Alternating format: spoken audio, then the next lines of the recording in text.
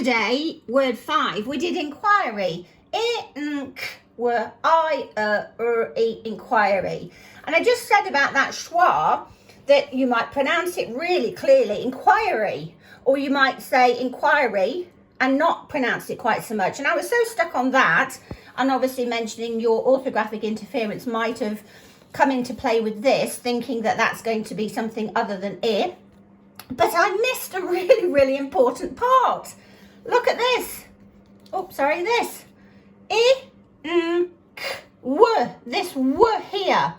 And the reason that it's so important is because a lot of people who have just trained in sort of your traditional phonics programs, whatever, perhaps wouldn't be aware of that U as the representation for the W sound. Oh,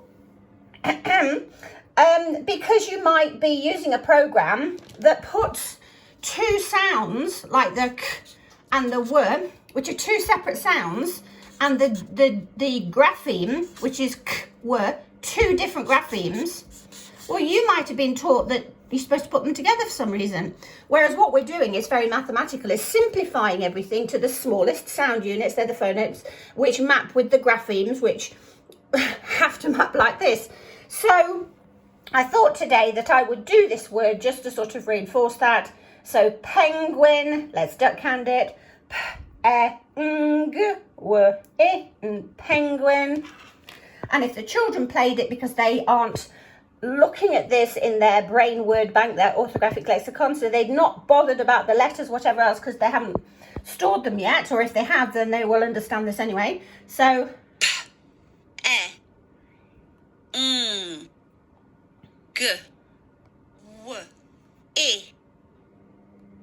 oh my goodness, I need my coffee. So the children would go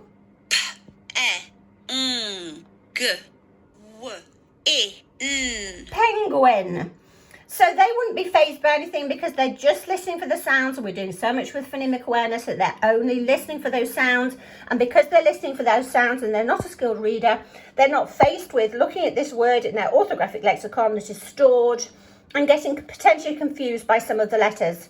So they would very easily say, when you say to them, oh, it's penguin, they would easily go, okay, so I can hear okay, so penguin. And if you weren't sure and you checked, you would think it's like penguin,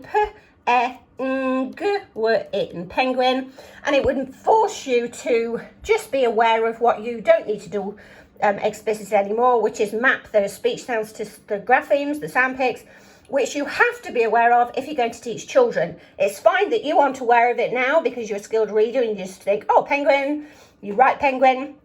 But if you're going to teach children, to be aware and to teach them what, because they're at the stage at the moment of not using orthographic mapping skills naturally, if you like. There's a lot of explicit instruction still. So you need them to know, okay, so there's the p, there's the that does look like an E in other scripts and like ours. That's still that's the phonetic symbol for so that's not the that's the it's like at the back of your throat, isn't it? Like if you're going king, king.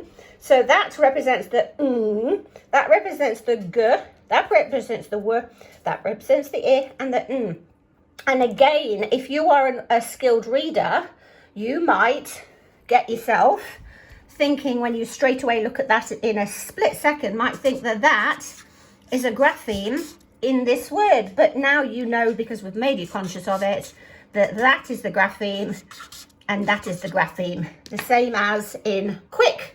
That is the grapheme, that is the grapheme. And if you put them together, you're at a risk of children not understanding that that on its own is a separate grapheme for the W sound, like inquiry or like in penguin. See you tomorrow.